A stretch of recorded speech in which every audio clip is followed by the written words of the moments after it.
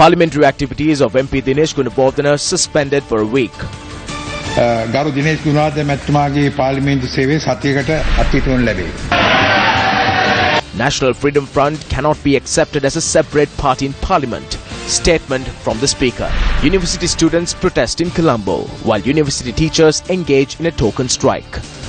Indian Coast Guard arrests 10 Sri Lankan fishermen who set out to sea from Trincomalee.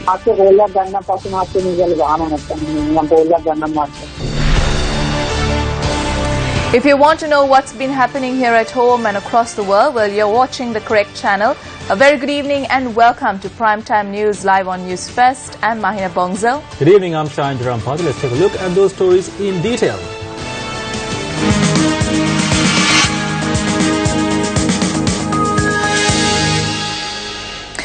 In your developing story tonight, based on a majority consensus, parliamentarian Dinesh Gunawardena was suspended from parliamentary activities for a week.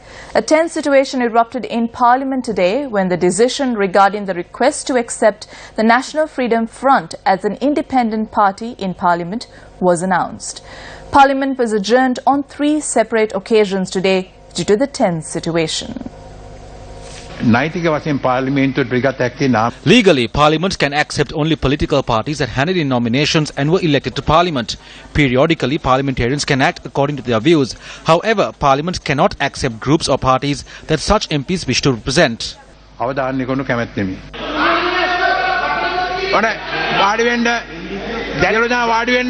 According to parliamentary traditions, your ruling is the final decision.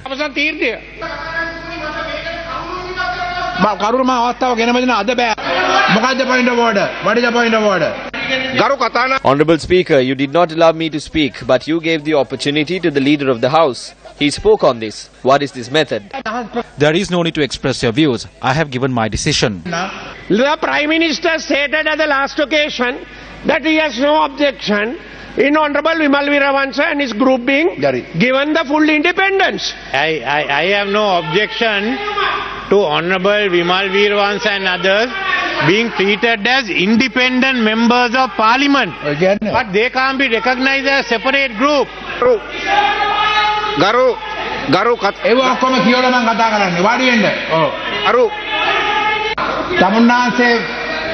Please act like a member of Parliament.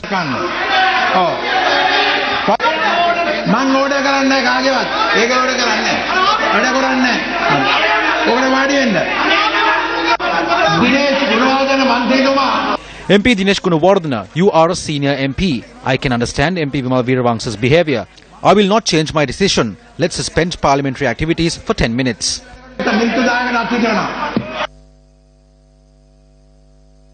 Even after Parliament reconvened, a tense situation occurred. Give us the chance to express our views on your decision at least when Parliament convenes tomorrow.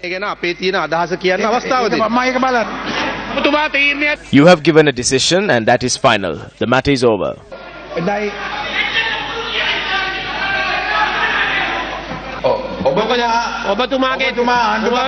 When you were the chief government whip, when I attempted to speak on the RTI, you didn't even allow me to stand up. I want to remind you of this.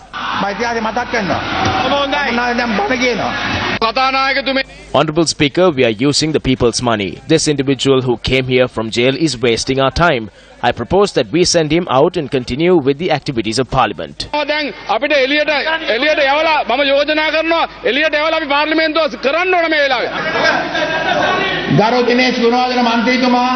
MP Dinesh Gunawardena, this is my final request. Will you allow me to do my job? Will you sit down or understanding order 74-1?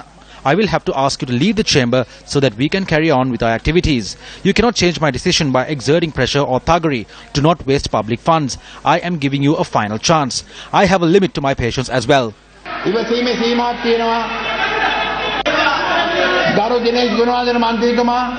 MP Dinesh Gunawardena, as you are acting in an indisciplined manner, understanding order 74-1, I call on you to exit the chamber for the remainder of this session. Sergeant at Arms, please take the necessary steps. Parliament is adjourned for 10 minutes.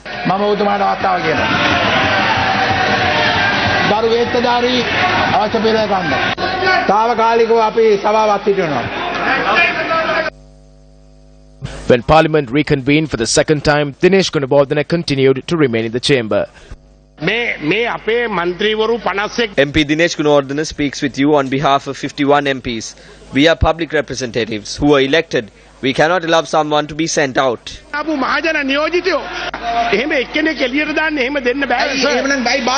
why does he disrupt activities? Usually, how do you deal with such an issue? You call for a party leaders meeting.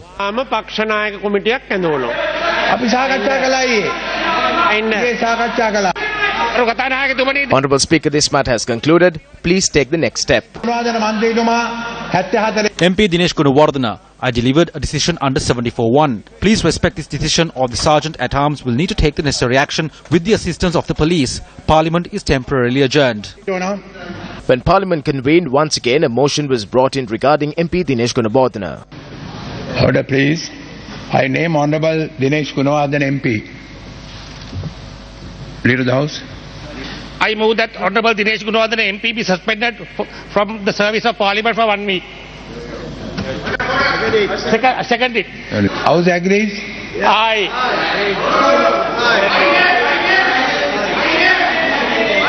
My name.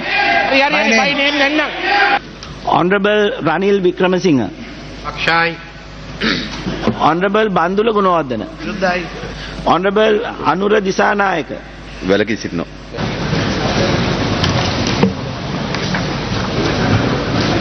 Order, please. 85 votes in favour, 22 against, 3 abstentions. 114 did not attend. Thereby the proposal is passed. Parliamentarian Dinesh Gunawardena is hereby suspended from Parliament for 1 week. යෝජනාව සම්මතයි. ගරු දිනේෂ් ගුණවර්ධන මැතිතුමාගේ පාර්ලිමේන්තු සේවය සතියකට අත්හිටුවනු ලැබේ. අද මේ සභාවේ වුණ We are saddened by the activities that took place today. However, this proves that MP Bimal Veerawansa is not an independent MP and that he remains part of the alliance because everyone works together. Therefore, do not accept them as independent MPs.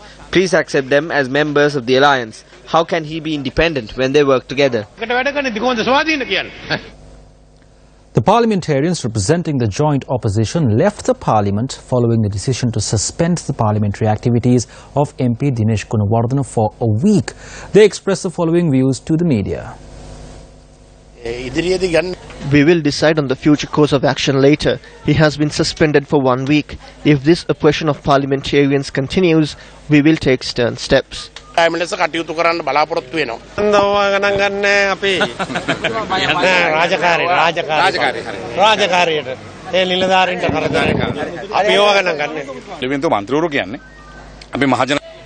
were elected by the people. We stand for the rights of the people. This parliament is being managed in an unfair manner.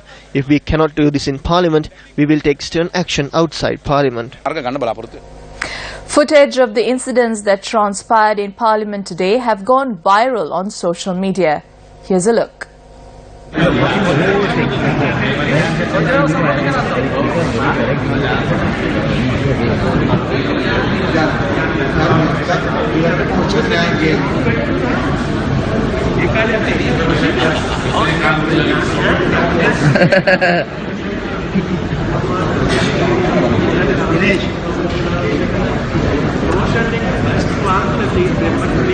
Dinesh, please. Correct, we respect you. So why don't you take... We know you are a senior man and... Yes, no, yes. Respect what the chair said. You are here, no? You are this side also, no? You know how you respect and say, respect the chair. Respect the chair and go. Dinesh, you respect the chair. You are a senior man. You are in the power. Don't put into embarrassing situation. Don't allow these officers. You go and finish. Please.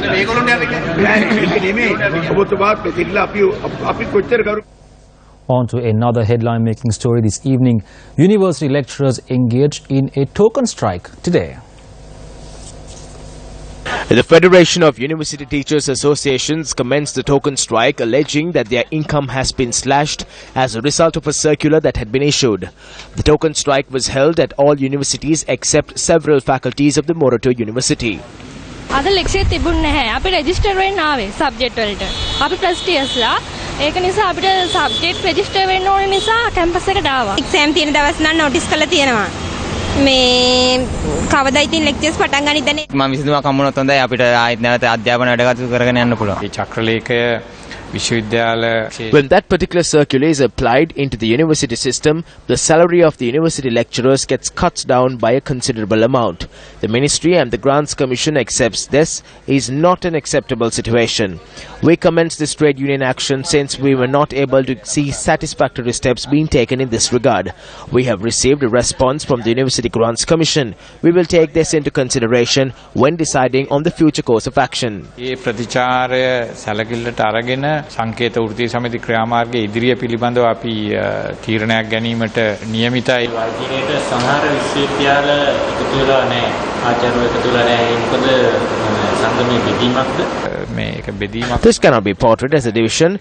There are various internal issues. There were similar situations in the past. While university lecturers are engaged in a token strike, the university students held a protest march against private universities.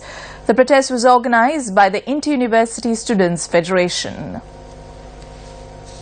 The university students commenced a protest from 4 different locations and arrived in Colombo Fort. One protest commenced from Wattala, while another commenced opposite the University of Kalaniya. Protests also commenced from opposite the Sri Jawaharlanapura University as well as the Moratuwa University and convened opposite the Fort railway station.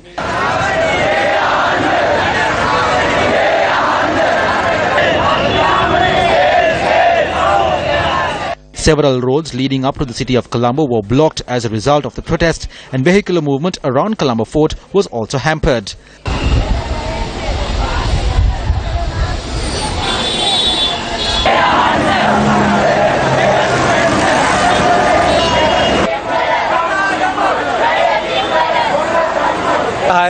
We cannot even travel on the roads because the roads have been blocked. They should discuss this matter and resolve this.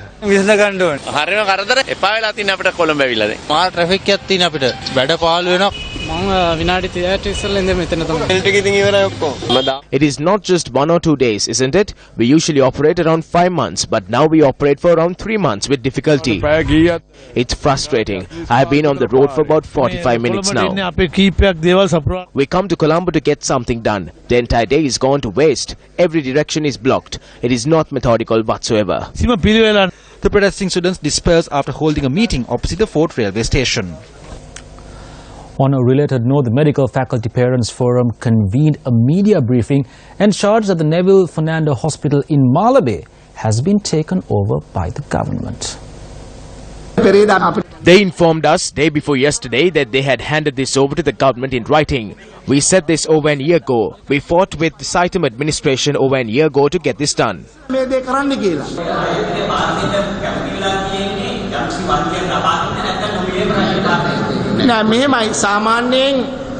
No, as per my knowledge, there are debts that needs to be paid by the hospital. Through the information we have, we know that the government is not going to pay a cent for these debts. That will have to be paid from the earnings of Saitam. We clearly state that this will become a loss-making company when it is handed over to the government. This is mentioned in the committee report of Ashumara Singh as well. We propose a competitive exam to select our children and the children of the government schools. If they fail, they will fail. If they pass, they will pass. Then they will be able to see whether they have taught children properly at Saitam.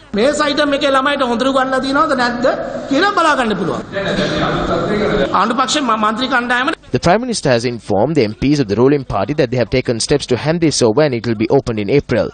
This should be challenged in the Supreme Court within a month. This was challenged by the Medical Council and the university lecturers, but they did so after a year. They rejected the case. Who do we talk to after that? Can they go beyond the Supreme Court?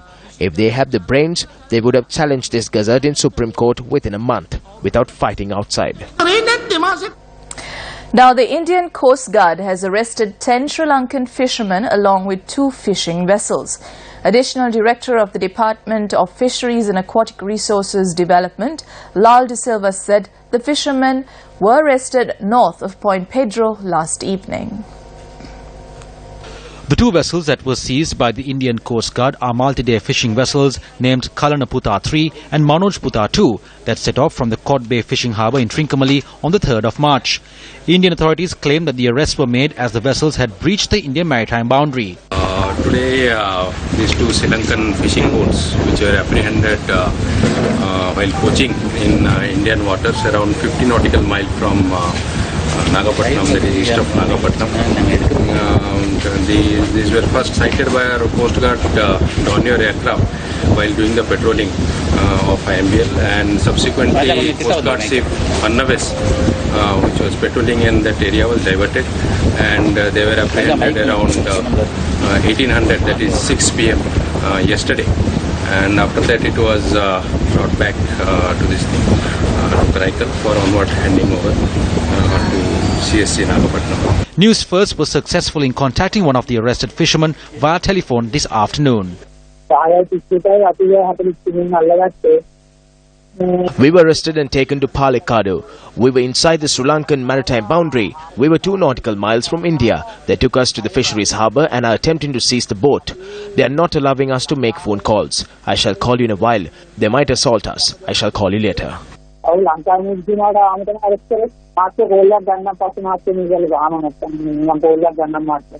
The National Aquatic Resources Research and Development Agency elaborated on the India-Sri Lanka maritime boundary. This is a Sri Lankan maritime boundary and it is 200 nautical miles away from land. The red line indicates the boundary separating Sri Lanka and India. Sri Lanka also had permission to utilize the marine resources in the mutual ocean zone, which spans up to 200 nautical miles. According to the law of the sea, this area is considered the territorial sea, which is 12 nautical miles from the land, and the law of the land is applied within this ocean area.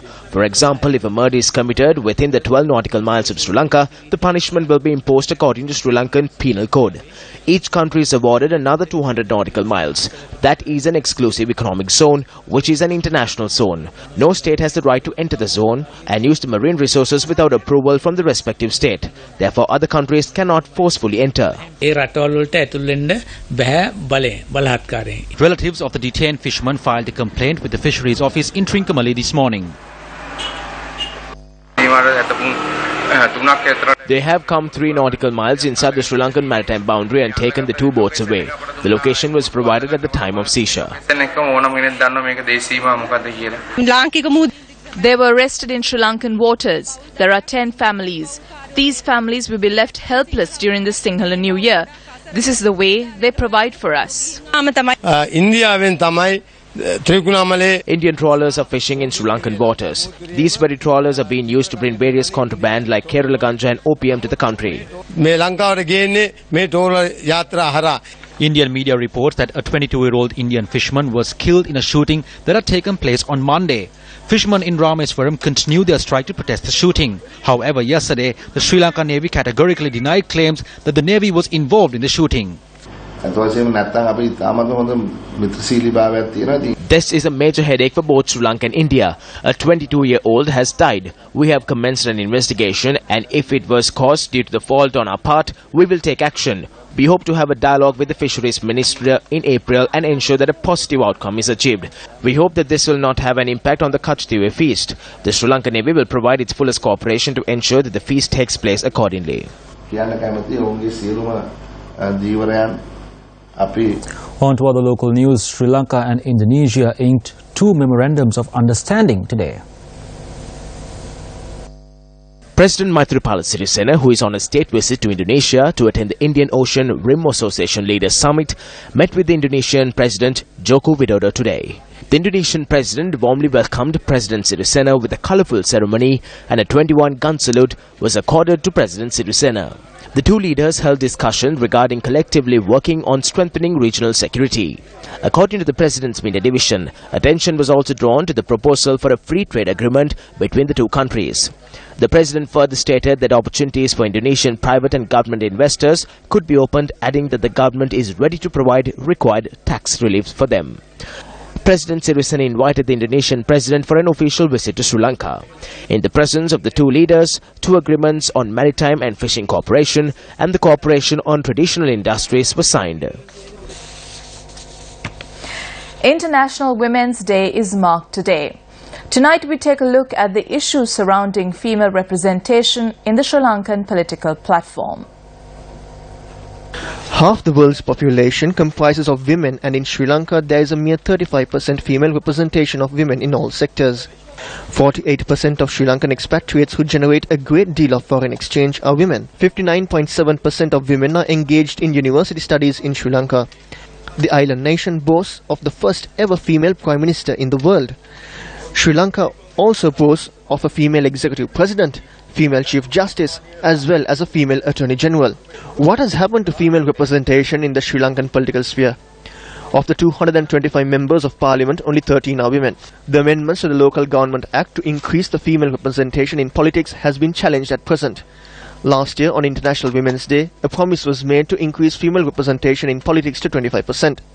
Yet, citing various issues including the doubling of candidates, many politicians are calling for elections to be held under the previous proportionate system. The proportionate system works on thuggery, corruption and black money. Because there are no restrictions on this, under the prevailing electoral system, it is difficult for women to rise in politics.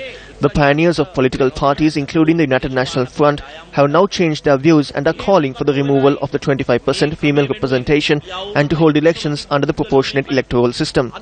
We have to question their morals.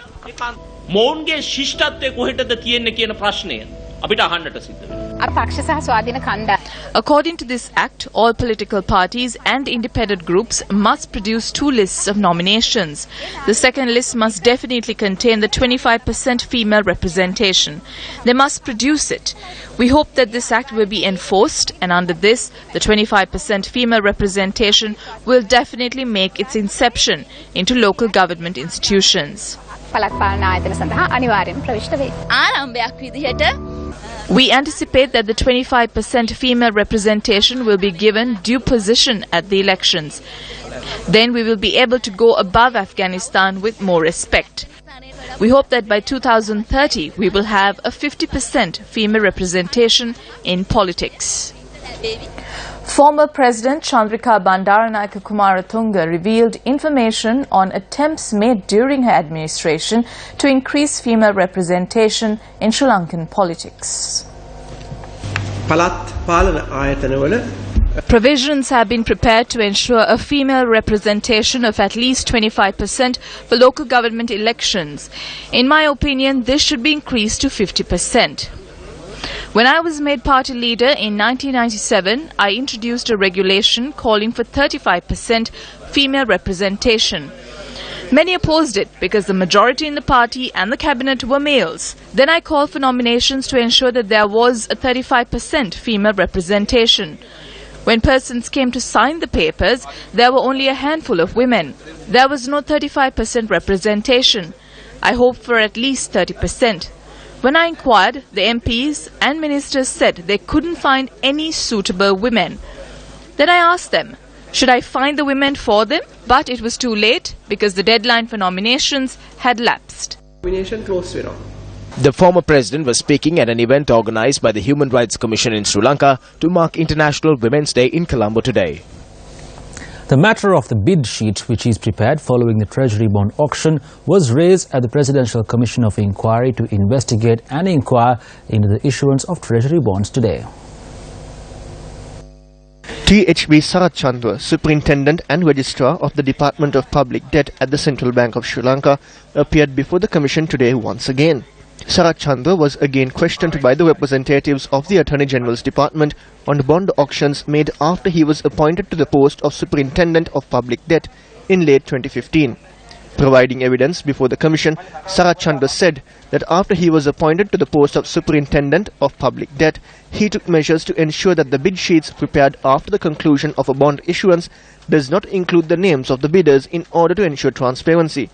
In response to a question raised by Attorney at Law Harsha Fernando, the Superintendent of Public Debt said that Public Debt Department gives out minimum information to the market with regarding to the bond auctions. Responding to a question posed by Additional Solicitor General, President's Counsel Dappula de Oliveira, the Superintendent of Public Debt said that the hierarchy of the central bank had not taken any measures of change immediately following the impugned Treasury bond auction dated the 27th of February, except for a few transfers made by the Human Resources Department of the Central Bank of Sri Lanka. Last evening, Dr. Indrajit Kumaraswamy, the Governor of the Central Bank of Sri Lanka, was seen at the premises of the Commission in order to ensure that the evidence provided by him before the Commission was documented accurately. State Minister Dilan Pereira expressed the following views at a public meeting held in Haliala today. When you travel to Bandaravela, you can see boards that they have erected with the promise of Wi-Fi. But there is no Wi-Fi. What happened? They deceived Minister Harin Fernando. They brought in the Google company, brought in a large amount of money from abroad. Muhundan Kanage is engaged in a spectrum selling business through a separate company. This robbery is worse than the bond scam. They deceived Harin Fernando and are trying to sell the spectrum through a company called Rama.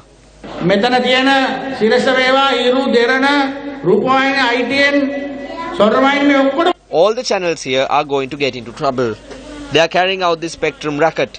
Muhundan Kanage is involved in this. He is the biggest thief. We will reveal the details of his actions within the week. Even though we are in the government of consensus, we are educated people. We have the backbone to call the thief a thief and to identify what is justice and what injustice is. Your life, our news. Asad Saleh, the leader of the National Unity Alliance, convened a media briefing today. It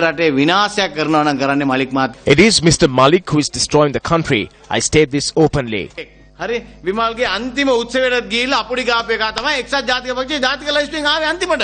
The person who attended the final event of Vimal has entered parliament through the UMP national list. What did the professor do?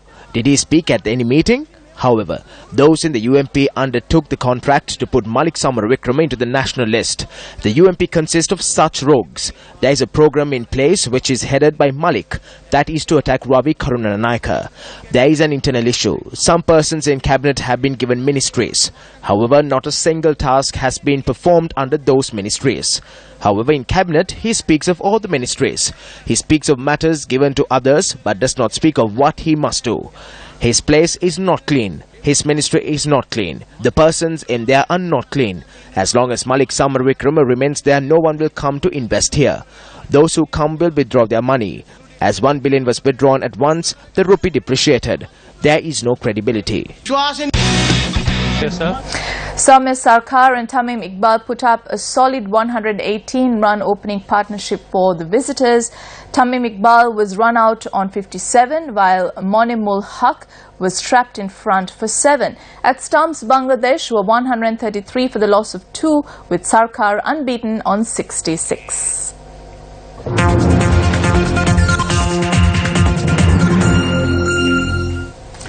A media briefing on Bonjour Cinema 2017 Francophone Film Festival was held in Colombo yesterday. The media briefing was attended by a group including the French ambassador to Sri Lanka and the Maldives, Jean-Marie Schur, and the deputy head of mission and head of chancery of the Embassy of Switzerland to Sri Lanka and the Maldives, Stephanie Prailad. Today, French is spoken as an official language in 32 countries, and Francophonia, the Francophonic world, represents one of the biggest linguistic zones in the world, more than close to 300 million of people. Its members not only share language, but also humanist values. Cinema, in this regard, is a powerful medium that builds up a platform of expression and encourages creation. Well, that's a wrap from all of us here at the English News Desk. Thank you very much for joining us. I'm Mahina Bangzo. And I am Shahin Jurangpati. Good night and take care.